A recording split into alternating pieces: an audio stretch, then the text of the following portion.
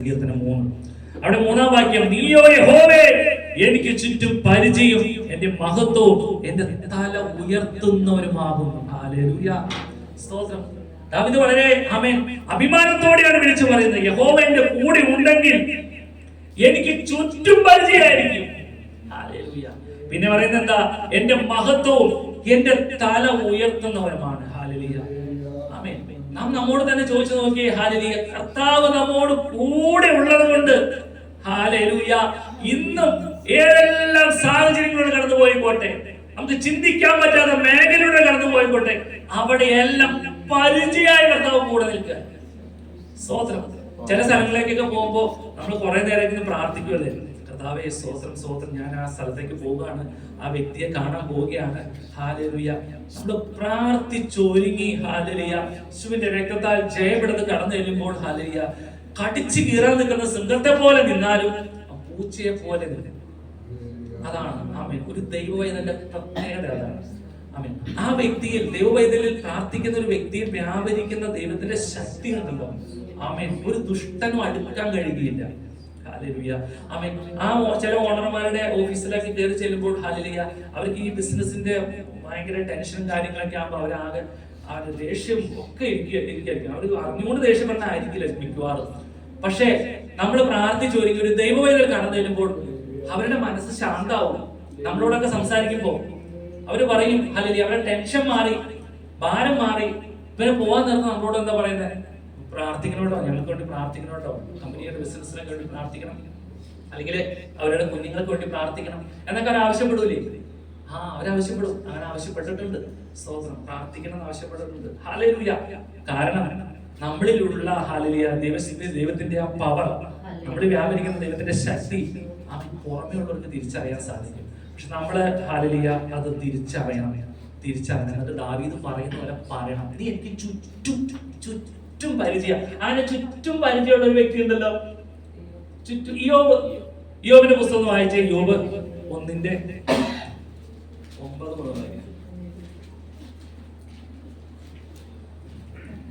വെറുതെയോ യോബ് ദൈവഭക്തനായിരിക്കുന്നത്?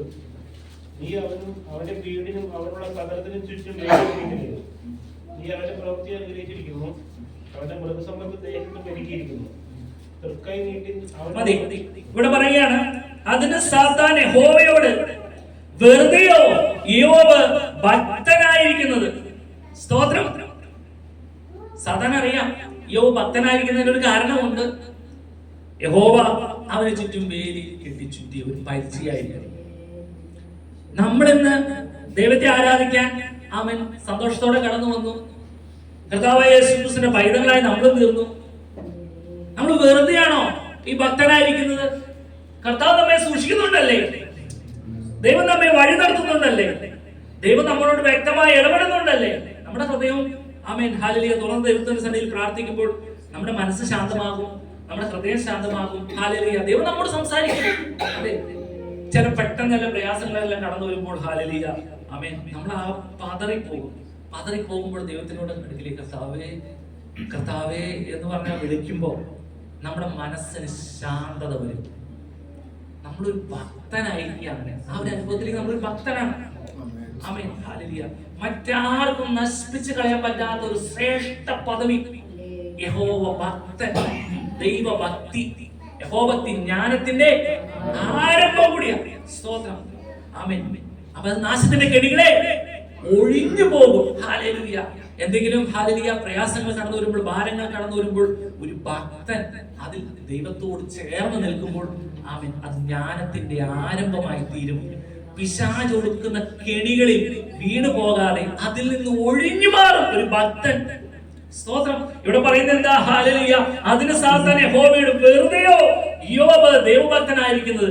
അതിന് സാത്താൻ യഹോവയോട്, വെറുതെയോ ഷിനു ദൈവഭക്തനായിരിക്കുന്നത്. അല്ലെ, വെറുതെയാണോ ബഹനാനേടൻ ദൈവഭക്തനായിരിക്കുന്നത്? വെറുതെയാണോ ആമേൻ മറിസേട്ടൻ, ജിനോ, എന്തോ സബച്ചൻ, കുഞ്ഞേട്ടൻ, അതുപോലെ ലിജോ, ഷാം, ഇത് സഹോദരന്മാരെ പേര് പറഞ്ഞു, സഹോദരന്മാരുടെ പേര് പറഞ്ഞില്ലാന്നോ? എല്ലാവരും അങ്ങനെയാ കാണുന്നത്. ഞാൻ ഒരു ഉദാഹരണം പറഞ്ഞു മാത്രമേ ഉള്ളൂ. ഈ ഒരു സംഭവം നമ്മൾ ഭക്തനായിരിക്കുന്നത് എന്തുകൊണ്ടാണ്? വൈകുന്നേരം ഒരു 7:30, 8:30, വീട്ടിലൊരു 9, 9:30 ആ ഒരു ടൈമില് സന്ധ്യാപ്രാർത്ഥന നടക്കുന്നത് ഭക്തനായതുകൊണ്ടാണ്. അല്ലെ? ഭക്തനായതുകൊണ്ടാ ഒരു പ്രാർത്ഥന. കഴിഞ്ഞ ദിവസങ്ങളിലല്ലേ ബാപ്പാസ് പറഞ്ഞ വെളുപ്പിന് ഒരു 5 മണിയാകുമ്പോൾ റോഡിൽ സൈലന്റ് ആയിരിക്കും. ആ സമയത്ത് അന്നേരമായിരിക്കും ആമേൻ മനമേ പക്ഷി ഗണങ്ങൾ ഉണർന്നിത പാട്ടു പാടിയിടുന്നു മനമേ. ആ പാട്ട് നമ്മൾ പാടി, നമ്മളൊക്കെ സ്തുതിക്കുകയും ആരാധിക്കുകയും ചെയ്തു. ആ സമയങ്ങളൊക്കെ കേൾക്കായിരുന്നു അല്ലെ? പാട്ട് കേൾക്കായിരുന്നു അല്ലെ? എനിക്ക് അതിലാ മരത്തിൻ കൊമ്പിലിരിക്കും പക്ഷി ഉരയ്ക്കും ശബ്ദം അതു കേൾ. അത് എനിക്ക് അതിന്റെ ആ മൃഗത്തെ പോലെ കിടന്നുറങ്ങാതെ മനമേന്നൊക്കെ പറയുമ്പോഴല്ലോ സ്തോത്രം. ഇന്നെന്താ നടക്കുന്നത്? ഹല്ലേലൂയ. വെളുപ്പിനൊക്കെ പാട്ടും പ്രാർത്ഥനയൊക്കെ കേട്ടുകൊണ്ടിരുന്ന സമയം സ്തോത്രം. വെറുതെയാണോ ഭക്തനായിരിക്കുന്നത്? ദൈവം ചുറ്റും വേലി കെട്ടി സൂക്ഷിച്ചിരിക്കുക. ഇവിടെ യോബ് പറയുന്നത് എന്താ? ഹല്ലേലൂയ ആമേൻ. യോബ് ദൈവത്തിനായിരിക്കുന്നത്. നീ അവന്റെ വീടിനും അവരുടെ സകലത്തിനും ചുറ്റും വേലി കെട്ടിയിട്ടില്ലയോ?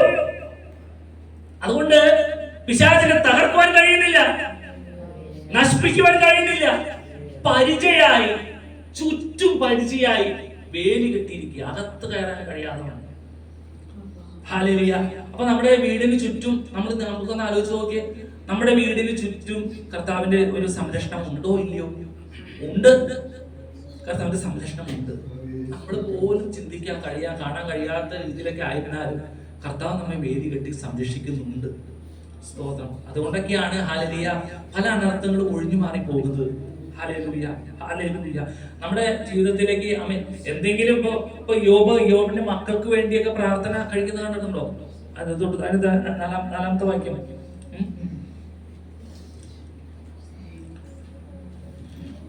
അതിന്റെ 4-ാമത്തെ വാക്യം വായിച്ചേ. അവരുടെ പുത്രന്മാർ ഓരോരുത്തർ താന്താന്റെ ദിവസത്തിൽ താന്താന്റെ വീട്ടിൽ നിന്ന് വിരുന്ന് കഴിക്കുകയും തങ്ങളോടുകൂടെ ഭക്ഷിച്ച് പാനം ചെയ്യുവാൻ തങ്ങളുടെ 3 സഹോദരന്മാരെ ആളെ വിളിക്കുകയും ചെയ്യുന്ന പതിവായിരുന്നു. എന്നാൽ വിരുന്നാളുകൾ വട്ടം തിരിയുമ്പോൾ യോബ്, പക്ഷെ എന്റെ പുത്രന്മാർ പാപം ചെയ്ത് ദൈവത്തെ ഹൃദയം കൊണ്ട് തിരിച്ചു പോയിരിക്കുമെന്ന് പറഞ്ഞ് ആളയച്ച് അവരെ വരുത്തി ശുദ്ധീകരിക്കുകയും നന്നായി രാവിലെ എഴുന്നേറ്റ് അവരുടെ സംഖ്യക്കൊത്തവണ്ണം പൂർണ്ണയാഗങ്ങൾ കഴിക്കുകയും ചെയ്യും. ഇങ്ങനെ യോബ് എല്ലായ്പ്പോഴും ചെയ്തു പോകുന്നു. സ്തോത്രം. അപ്പോ നമ്മുടെ കുടുംബത്തിലെ ഉത്തരവാദിത്തപ്പെട്ട ഗ്രഹനാഥന്മാരുടെ ഏറ്റവും ഒരു ശ്രേഷ്ഠം എന്ന് പറയുന്നത് മക്കളെ ഓർത്ത് എന്ത് ചെയ്തുകൊണ്ടിരുന്നോണം? പ്രാർത്ഥിച്ചുകൊണ്ടിരുന്നോണം. എങ്ങാനും പാപം ചെയ്തിട്ടുണ്ടാകുമോ എന്ന് ഓർത്ത് അവരെ ശുദ്ധീകരിച്ച് ഹല്ലേലൂയ അവർക്ക് വേണ്ട യാഗം കഴിക്കുന്നു. സ്തോത്രം. യോബ് കാണിക്കുന്ന മാതൃക കണ്ടോ? ഹല്ലേലൂയ ആമേൻ. നമ്മുടെ ജീവിതത്തിലേക്ക് നമ്മൾ അങ്ങനെ തന്നെ നമ്മുടെ കുടുംബത്തിലുള്ള ഓരോ വ്യക്തികളെ ഓർത്ത് നമ്മൾ പ്രാർത്ഥിക്കാൻ ഹല്ലേലൂയ കടപ്പെട്ടിരിക്കുന്നവരാണ്. അല്ലെ? നമ്മൾ അങ്ങനെ പ്രാർത്ഥിക്കില്ലേ? വീട്ടിൽ നിന്ന് പ്രാർത്ഥിക്കുമ്പോൾ ഹല്ലേലൂയ നമ്മുടെ കുടുംബത്തിലുള്ളവരെ ഓർത്ത് പ്രാർത്ഥിക്കാറില്ലേ? പ്രാർത്ഥിക്കാറില്ലേ? ആമേൻ. നമ്മൾ എന്താ പ്രാർത്ഥിക്കുന്നത്? മക്കളെ ഓർത്ത് പ്രാർത്ഥിക്കും, സൗമ്യനെ ഓർത്ത് പ്രാർത്ഥിക്കും, മാതാവിനെ ഓർത്ത് പ്രാർത്ഥിക്കും, 4 അതിനെയും നസ്രാണി യേശുവിന്റെ രക്തദാനം വചനദാനം മുദ്രയിട്ട് പ്രാർത്ഥിക്കും. സഭയെ കുടുംബത്തെ ഓർത്ത് സഭാപാസ്റ്റർ എന്തായാലും പ്രാർത്ഥിക്കും. സഭാവിശ്വാസികൾ നിങ്ങൾ എല്ലാവരും ഓർത്ത് പ്രാർത്ഥിക്കും അല്ലെ? എല്ലാവരും ഓർത്ത് പ്രാർത്ഥിക്കും. സ്തോത്രം. ഞാൻ പറയുന്നത് ആ സമയത്ത് ഇയ്യോബ് ചെയ്യുന്നത് പോലെ കുടുംബത്തിലെ ഗ്രഹനാഥൻ പ്രാർത്ഥിച്ച് അവസാനിപ്പിക്കുന്നുണ്ടോ?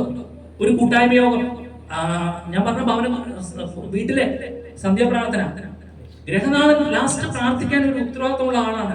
ആ പ്രാർത്ഥിക്കുമ്പോൾ കുഞ്ഞുങ്ങളെയൊക്കെ സമർപ്പിച്ച് കിടന്നുറങ്ങാമാണ് കർത്താവേ, കുഞ്ഞുങ്ങളെല്ലാം തന്നെ കാര്യങ്ങൾ സമർപ്പിക്കുന്നു, ഭാര്യയെ സമർപ്പിക്കുന്നു, അടിയനെ സമർപ്പിക്കുന്നു, മാതാപിതാക്കളെ സമർപ്പിക്കുന്നു. ഞങ്ങൾ തന്നിട്ടുള്ള 4 അതിനെ യേശുവിന്റെ രക്തത്താൽ വചനത്താൽ മുദ്രയിട്ട് പ്രാർത്ഥിക്കുന്നു. യോബ് ചെയ്യുന്ന പോലെയൊക്കെ ചെയ്യാൻ നമുക്ക് കഴിയണം പ്രിയമുള്ളവരെ. സ്തോത്രം സ്തോത്രം സ്തോത്രം സ്തോത്രം. ലാസ്റ്റ് കൂട്ടായ്മ ഭവന പ്രാർത്ഥന, ലാസ്റ്റ് ഗ്രഹനാഥം പ്രാർത്ഥിക്കണം. എല്ലാവരും പ്രാർത്ഥിക്കാൻ ഇപ്പൊ മുതിർന്നവരൊക്കെ ഇപ്പൊ അങ്ങനെ പ്രാർത്ഥന കുറഞ്ഞു. പാട്ടൊക്കെ പാടി, 2 പാട്ടൊക്കെ പാടി, ഒരാൾ ബൈബിളൊക്കെ വായിച്ച് അതിനുശേഷം പ്രാർത്ഥിക്കണം. ആ പ്രാർത്ഥന എന്ന് പറയുന്നത് ശക്തമായ ഒരു പ്രാർത്ഥനയായിരിക്കും. യോബ് ചെയ്യുന്ന പോലെ കുടുംബത്തിലുള്ളവരെ ഓർത്ത് പ്രാർത്ഥിക്കുക.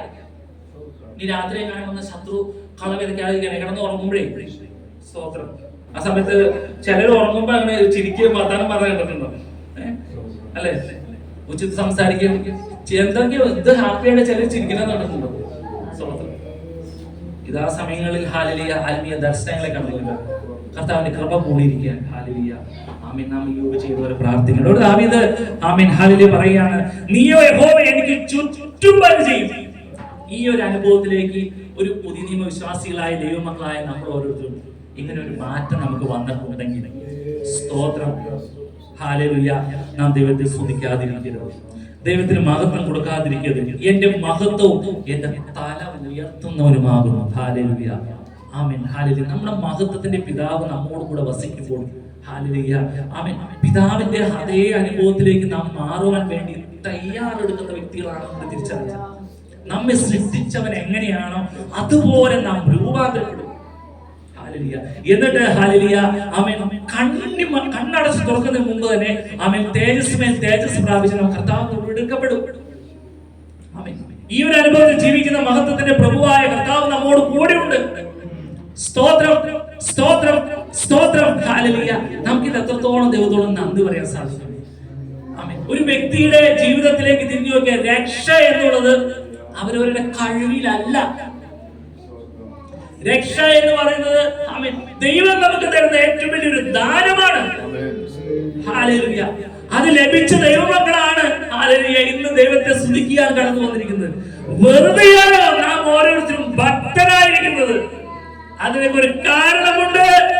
എനിക്ക് വേണ്ടി കാൽവരിയിൽ യാഗമായ കർത്താവായ യേശു ക്രിസ്തു എന്റെ കടുഞ്ചുവപ്പായ പാപത്തെ ഹിമം പോലെ വെളുപ്പിച്ച് എന്നെ വിശുദ്ധിയുടെ പദവിയിൽ നിലനിർത്തി.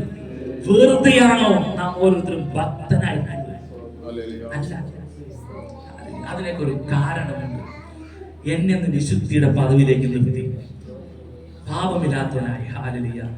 ഞാൻ എന്റെ കർത്താവിന്റെ സന്നിധിയിൽ നിൽക്കുമ്പോൾ ഹല്ലേലൂയ എന്റെ എണ്ണിക്കൂടാൻ പറ്റാത്ത പാപങ്ങളെ കർത്താവായ യേശു ക്രിസ്തു ഏറ്റത് ഹല്ലേലൂയ അവിടെ സാക്ഷിയാകത്തില്ല.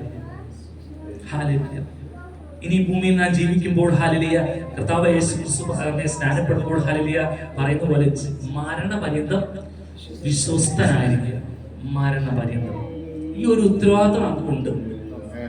നമുക്ക് ഫ്രീഡം ഉണ്ട്, കാര്യങ്ങളെല്ലാം ഉണ്ട്. എവിടെ പോകാനും നോക്കാനും കാണാനും ചെയ്യാനും സംസാരിക്കാനും ഒക്കെ ഫ്രീഡം ഉണ്ട്. പക്ഷെ വിശ്വസ്തനായിരുന്നു ഏതൊരു കാര്യത്തിലാണെങ്കിലും വിശ്വസ്തനായിരുന്നു.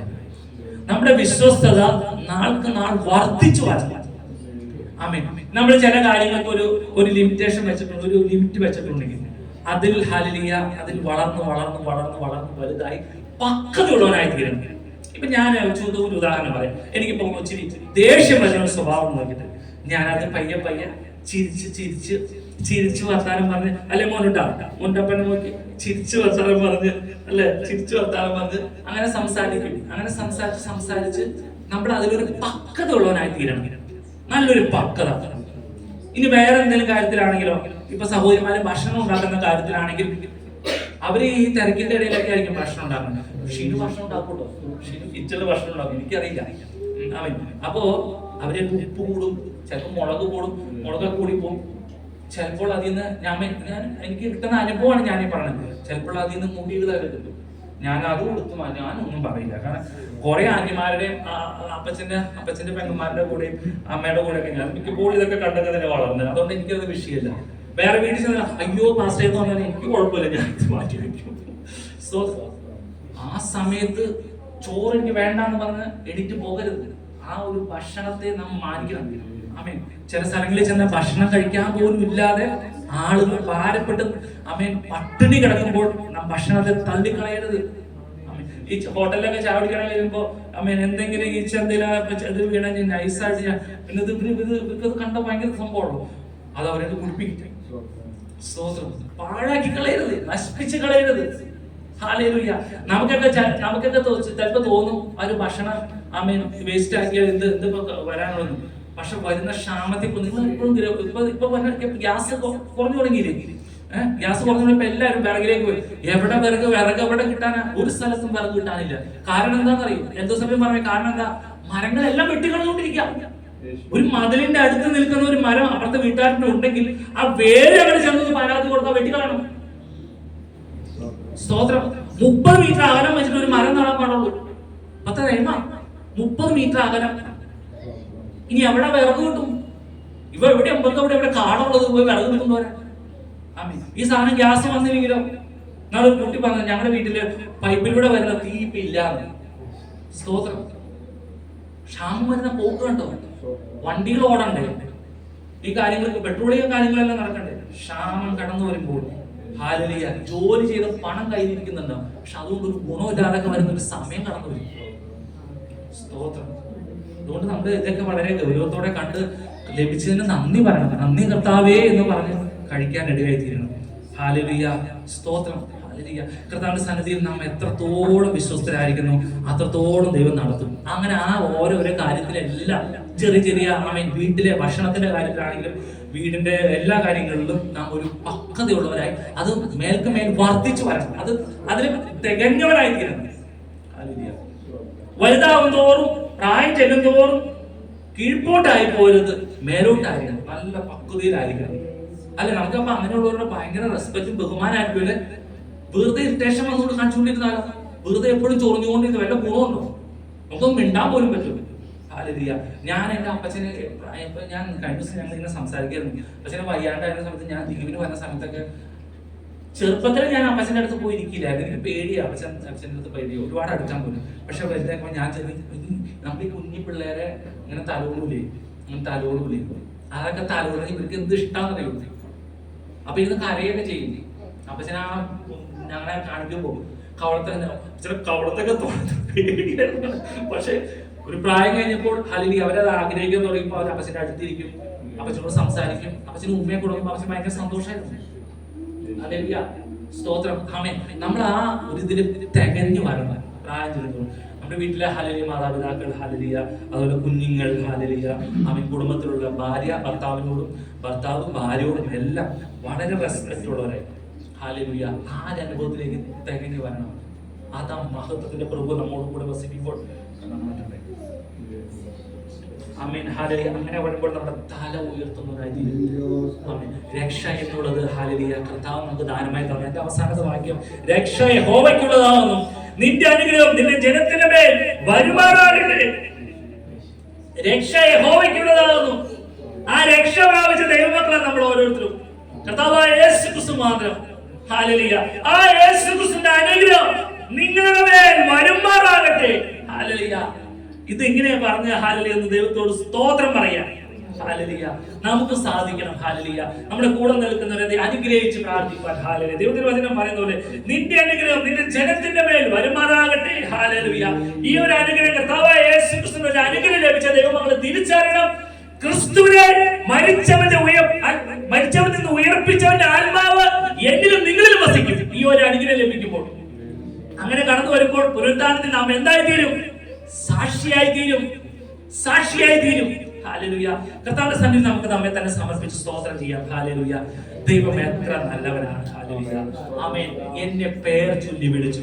ഞാൻ അമ്മയുടെ ഉദരത്തിൽ ഉരുവാകുന്ന മുമ്പേ കണ്ട വലിയവനായ ദൈവം. ഹല്ലേലൂയ. ദുഷ്ടന്റെ കൈകളിൽ നിന്ന് എന്നെ പിടിച്ചെടുത്തു. ഹല്ലേലൂയ. ഇന്ന് ഞാൻ ദൈവത്തിന്റെ പൈതലായി തീർന്നു.